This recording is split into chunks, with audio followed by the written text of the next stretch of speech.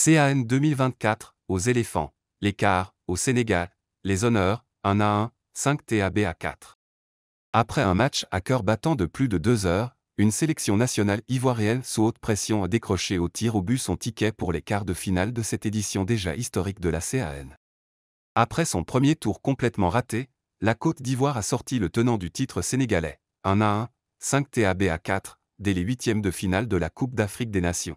Et cette fois ce n'est pas un miracle mais une victoire méritée, lundi 29 janvier à Yamoussoukro.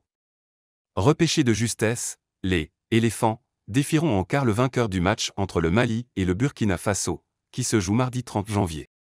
Grâce au pied sûr de Franck Kessié, qui a transformé le dernier tir au but, après avoir égalisé en fin de match dans cet exercice, 86 SP, la Côte d'Ivoire est toujours en course pour une troisième étoile après avoir frôlé l'élimination.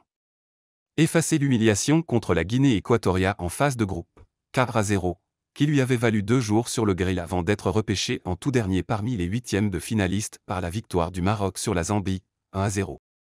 Cette fois les Ivoiriens n'ont pas pleuré, ils ont surmonté l'ouverture rapide du score par Habib Diallo, 4e, un superbe enchaînement contrôle de la poitrine, frappe en pivot après un centre d'Ismaïl Jacob.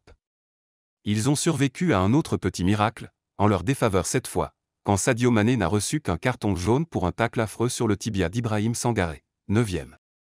Après ce départ raté, Seko Fofana a chassé les démons du 4-0 et sonné la charge d'un combat physique d'une intensité folle.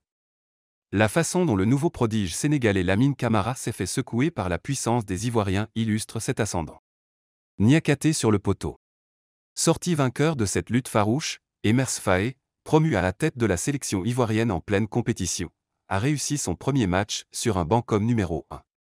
Le tout nouveau sélectionneur, ex-adjoint appelé après le départ de Jean-Louis Gasset suivant la raclée équato-guinéenne, avait choisi une équipe de grognards, rappelant Max-Alain Gradel et Serge Aurier, dernier champion d'Afrique 2015 de l'effectif, et Jean-Michel Seri, qui n'avait pas joué un seul match au premier tour.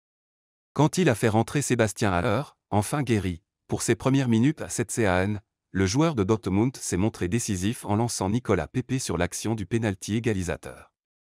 La pression était forte depuis un moment sur le but d'Edouard Mendy. Précieux sur des parades difficiles, 73e, 77e, le gardien des champions d'Afrique a fini par commettre une faute, fauchant Pepe, pour le pénalty de Kessié. Et ça passe. La plus belle affiche des huitièmes de finale s'est finalement jouée sur le tir au but que le défenseur sénégalais Moussa Niakhaté a envoyé sur le poteau. Elle a tenu ses promesses dans une fête de couleurs de tam-tam sénégalais et de chants ivoiriens. Le contraste entre les équipements tout vert et tout orange des deux équipes était superbe. Dommage que l'arbitre gabonais Pierre-Guilain Hatcho n'ait pas été à la hauteur. Il n'y avait pas vraiment besoin de VAR pour voir le pénalty sur Pepe ni la tacle très en retard de Mané. Le sélectionneur du Sénégal Aliou Cissé avait raison, c'est une autre compétition qui commence après les poules. Seule équipe à prendre 9 points sur 9, le Sénégal a été éliminé par le 16e et dernier qualifié. Les destins des éléphants et des lions se sont croisés, le Sénégal restait sur 2 séances de tir au but gagné, la Côte d'Ivoire sur 2 perdues. Les miraculés sont toujours là.